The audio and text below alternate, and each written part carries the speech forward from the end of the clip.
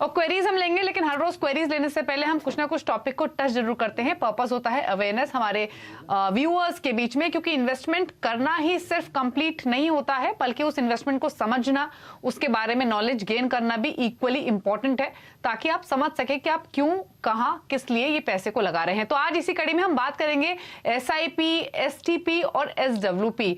बहुत सारे viewers I am sure होंगे हमारे जो म्यूचुअल फंड्स में इन्वेस्ट करते होंगे, लेकिन उनको इन टर्म्स का पर्पस नहीं पता होगा, इनका मीनिंग नहीं पता होगा। तो प्लीज बताइए SIP, STP या फिर SWP क्या होता है, क्या डिफरेंस है, क्या बेस्ट तरीका है इन्वेस्ट करने का म्यूचुअल फंड्स में, इन तीनों सोर्सेज में।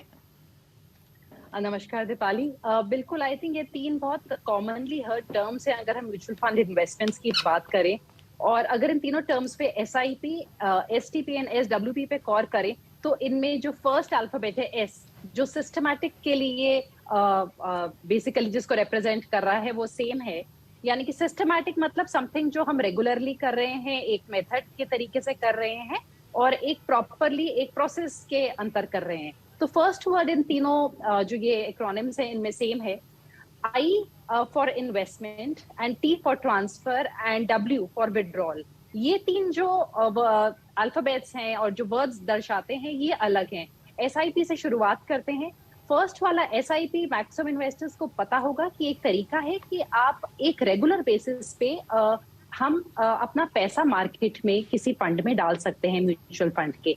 यानी कि अगर हम एक इन्वेस्टमेंट एक साथ नहीं करना चाहते हैं बहुत ज्यादा बड़ी, या हमारे पास कैश फ्लोज नहीं है, तो हम एक रेगुलर बेसिस पे SIP का रूट लेते हैं, जिससे हमें एक एवरेजिंग हो जाती है हमारे बाइंग प्राइस की और हम अपनी इन्वेस्टमेंट्स करते चलते हैं। यहाँ पे हमें रुपी कॉस्ट एवरेजिंग का बेनिफिट मिलता है। सेकंड आता है दीपाली STP। यहाँ पे हमारा जो मिडिल अल्फाबेट है वो है T, which is stands for systematic transfer यानी कि एक म्यूचुअल फंड स्कीम से दूसरी म्यूचुअल फंड स्कीम में। ये स्कीम डेट से इक्विटी में भी हो सकती है और इक्विटी से डेट में भी हो सकती है, पर सेम फंड हाउस की होनी चाहिए। और इसके दो यूज हैं। पहला यूज इसका ये है कि अगर मैं आज जाके बाजार में एक साथ लमसम लगाने में थोड़ा सा घबरा रही हूँ, तो मैं ये सोच सकती हूँ कि मैं अपना पैसा एक डेट फंड में डाल दूं जहां पे वो ग्रो होता रहे, और वहां से मैं एक वीकली या मंथली STP कर दूं एक इक्विटी फंड में। और एक लंबे समय के, चाहे आप 6 महीने का पीरियड सेट कर लीजिए, चाहे साल भर का, आपका पैसा उस इक्विटी फंड में ट्रांसफर हो जाएगा। पर यहाँ पे इंपॉर्टेंट बात यह है कि यहाँ पे तब इस चीज का फायदा होता है जब हमें लगता है कि मार्केट्स में उतार चढ़ाव काफी रहेगा, स्पेशली डाउन साइड पे। अगर हम जब मार्केट्स ऊपर जा रही हैं और STP करें तो हमारी बाइंग जो इक्विटी फंड में है वो हायर प्राइस पे हो जाएगी। इसका जो दूसरा बहुत बड़ा बेनिफिट है वो है जब हमारी एक इन्वेस्टमेंट बहुत बड़ी हो चुकी है और अब हमें वहां से अपने पैसे को सिक्योर करते हुए निकलना है, स्पेशली टुवर्ड्स रिटायरमेंट, तब हम एक STP कर सकते हैं अपने इक्विटी फंड से डेट फंड्स में। बिकॉज हमारे लिए कह लीजिए किसी ने 60 साल पे रिटायर होना है, तो जब तक वो 56-57 के हो, वो हर साल थोड़ा पैसा अपने इक्विटी फंड से डेट में शिफ्ट कर सकते हैं। इसका बेनिफिट ये है दीपाली कि उनका जो टैक्स है वो 3 से 4 फाइनेंशियल ईयर्स में एक तो स्प्रेड हो जाएगा, और एकदम से अगर मार्केट में कोई उतार चढ़ाव हो तो उनके इन्वेस्टमेंट्स पे कम असर पड़ेगा।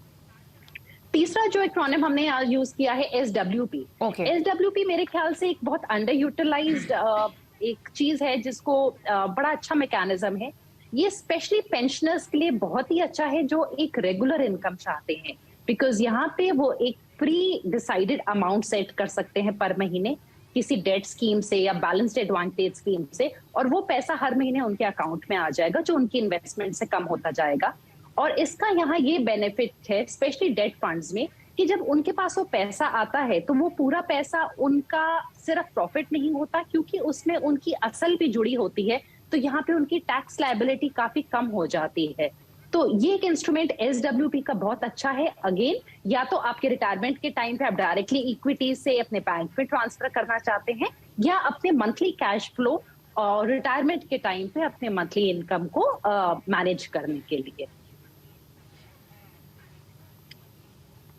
ठीक है, चलिए, तो यहाँ पर प्रबलीन ने आपको सिंपल लैंग्वेज में समझाने की कोशिश की है कि क्या होते हैं तीनों ही तरीके, SIP, STP या फिर SWP, तीनों का ही मकसद क्या है, कब किस इन्वेस्टर को किस समय इन टूल्स का इस्तेमाल करना चाहिए। अगर अभी आप कुछ कंफ्यूजन में हैं, जानना चाहते हैं कुछ और बातें इन तीनों ही टर्म से जुड़ी हुई या फिर म्यूचुअल फंड से जुड़ी हुई, तो आप हमें अपने टॉपिक्स ही भेज सकते हैं, ना ही सिर्फ क्वेरीज। हम अवेयरनेस के लिए भी शो में हर रोज डिस्कशन करते हैं, तो हम आपके टॉपिक्स भी इंक्लूड करेंगे। लेकिन अब क्वेरीज लेते हैं और पहले कॉलर राहुल बैंगलोर से हमारे साथ फोन लाइन पर मौजूद हैं। राहुल, गुड इवनिंग, बताइए अपना क्वेश्चन।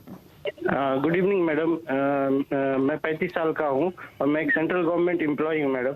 प्रेजेंटली हम 10,000 रुपया इन्वेस्टमेंट कर रहे हैं, 5,000 in PPF and 5,000 in NPS tier 2 account. तो मैडम हम ये जानना चाहते हैं कि एनपीएस टीयर 2 अकाउंट बेटर है या फिर म्यूचुअल फंड में इन्वेस्टमेंट बेटर है? ओके, आप ऑलरेडी इन्वेस्टमेंट सिर्फ एनपीएस और पीपीएफ में ही कर रहे हैं, राइट? मैडम एनपीएस टीयर 1 तो हमारा डिफॉल्ट अकाउंट रहता है और एनपीएस टीयर 2 हम अलग से इन्वेस्टमेंट कर रहे हैं। ठीक है, तो अभी आप म्यूचुअल फंड्स में आपका कोई भी एक्सपोजर नहीं है एट दिस पॉइंट? जी नहीं मैडम।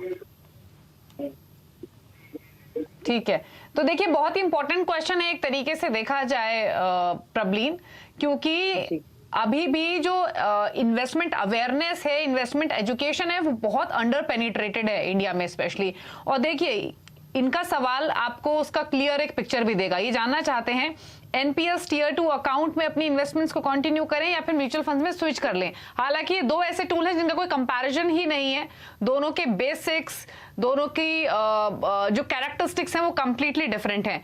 अच्छी बात यह है कि ये म्यूचुअल फंड में इन्वेस्ट करना चाहते हैं, इन्होंने अपने लिए एक टारगेट भी सेट किया है 1 करोड़ का 15 साल में, 10,000 से इनिशियली स्टार्ट करना चाहते हैं। तो बताइए क्या व्यूज हैं आपके इनके क्वेश्चन पर?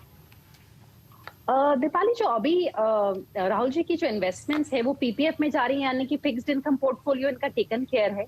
और जो इनने एनपीएस टीयर 2 में किया है 5,000 किया है, बहुत अच्छा है, बिकॉज 50,000 का उनको एडिशनल वहां इन्वेस्टमेंट करके टैक्स में फायदा होता है, उसको कंटिन्यू करें। पर जो अब एडिशनल एक 10,000 लगा सकते हैं वो मैं बोलूंगी एनपीएस में ना लगाएं और म्यूचुअल फंड्स में लगाएं। और इसका मेन रीजन ये है कि इनने जो एनपीएस में अपना चूज किया है वो एक मॉडरेट रिस्क वाला चूज किया, यानी कि कुछ पैसा इक्विटी में जा रहा होगा, कुछ पैसा गवर्नमेंट सिक्योरिटीज में, और वो स्प्रेड होके लग रहा है, यानी कि हाइब्रिड अप्रोच में लग रहा है। और दूसरा जो रेगुलर टीयर 1 एनपीएस होता है उसमें भी, या चाहे आप ऑटो मोड में हो या एक्टिव आपने चॉइस ली हो, एक सर्टेन एज के बाद आपकी जो एलोकेशन इक्विटीज को होती है वो घट जाती है। तो मेरे ख्याल से क्योंकि राहुल जी का एक फिक्स्ड इनकम और हाइब्रिड की तरफ अब एलोकेशन है, म्यूचुअल फंड्स इनको प्योर इक्विटी में एक्सपोजर देगा। एंड अभी इनकी एज ऐसी है कि ये ऐसा एक्सपोजर ले सकते हैं। अगले 15 साल में 1 करोड़ जमा करना चाहते हैं ये, और इसके लिए इनको अपनी इन्वेस्टमेंट एक्चुअली इस टाइम पे करीबन 22,000 से शुरुआत करनी होगी महीने की, और उससे उनका टारगेट पूरा हो जाएगा। बट क्योंकि 10,000 से शुरुआत करना चाहते हैं, तो मेरा यहाँ पे उनको ये सलाह होगी कि यहाँ पे स्टेप अप एसआईपी का जो मैकेनिज्म है उसको यूज करें। इस साल 10,000 करें, अगले साल अपनी इन्वेस्टमेंट को 1,500 हर महीने से बढ़ा लें तो वो 11,500 हो जाएगी। उसके अगले साल फिर से 1,500 पर महीने से बढ़ा लें तो वो करीबन 13,000 हो जाएगी। और अगर इस प्रोसेस को फॉलो करेंगे तो भी ये अपने 1 करोड़ के टारगेट को 15 इयर्स में पूरा कर लेंगे। हर साल गवर्नमेंट एम्प्लॉई है तो डीए बढ़ता है, कुछ दूसरे बेनिफिट्स होते हैं, जैसे आपका पे बैंड चेंज हुआ तो मेरे ख्याल से ये इनके लिए करना बहुत ज्यादा मुश्किल नहीं होगा। और जो ये इन्वेस्टमेंट होगी इनकी, मेरे ख्याल से 3 से 4 स्कीम्स में लगा सकते हैं। कोर एक लार्ज कैप और मिड कैप इंडेक्स फंड के साथ बना ले, और उसके अलावा मेरे ख्याल से एक फ्लेक्सी कैप फंड जोड़ सकते हैं, और एक छोटा एक्सपोजर कंट्री के बाहर यूएस एक इंडेक्स फंड को भी दे सकते हैं। हाँ प्रबलीन, एक हेल्प और चाहिए यहाँ पर आपकी, क्योंकि जैसे हमने राहुल से बात की, एक चीज तो क्लियर है क्योंकि इन्होंने म्यूचुअल फंड से पहले इन्वेस्ट नहीं किया है, तो आपने कैटेगरीज तो बताई हैं 4 फंड्स की, अगर आप कुछ स्पेसिफिक नेम्स भी सजेस्ट कर दें इन कैटेगरीज के तो इनके लिए हेल्प हो जाएगी। जी, क्योंकि जो इंडेक्स फंड्स है दीपाली, अल्टीमेटली उसमें इंडेक्स को ही ट्रैक करना है, तो बहुत ज्यादा फंड हाउस का रोल नहीं होता है। तो यहाँ पे पुराना कोई भी एसबीआई का, यूटीआई का, किसी भी रेप्यूटेड कोटक का, आईसीआईसीआई का इंडेक्स फंड निफ्टी 50 उठा सकते हैं लार्ज कैप एक्सपोजर के लिए। मिड कैप में हमारे पास आईसीआईसीआई है, मोतीलाल का है मिड कैप 150। अभी एक नया वेरिएशन भी आया है, मिड कैप 150 का क्वालिटी इंडेक्स आया है, उसका एक्सपोजर ये डीएसपी या यूटीआई के जरिए से ले सकते हैं। तो ये इनका कोर बनाएगा। और इसके अलावा फ्लेक्सी कैप फंड में अगर अलग से बाहर का फंड नहीं लेते हैं तो पराग पारिक का फंड देख सकते हैं, डीएसपी का फ्लेक्सी कैप देख सकते हैं, और अदरवाइज अगर यूएस इन्वेस्टमेंट्स अलग से करेंगे तो उसके लिए आदित्य बिरला का या कोटक का जो इस टाइम पे फंड्स खुले हैं बाहर पैसा डालने के लिए, उनमें से कोई नास्डैक का फंड अपने लिए ले सकते हैं। क्योंकि इस टाइम पे लिमिटेड चॉइस है, सेबी जो आरबीआई की अभी तक से रिस्ट्रिक्शंस पूरी तरह नहीं हटी है, तो वहाँ चॉइस थोड़ी लिमिटेड हो जाती है ग्लोबल इन्वेस्टिंग के लिए। ओके चलिए, तो पूरा डिटेल यहाँ पर प्रबलीन ने शेयर की है। आपको फंड हाउसेस के नेम भी सजेस्ट कर दिए हैं जिनके आप फंड्स ले सकते हैं। 4 फंड्स के साथ शुरुआत कीजिए।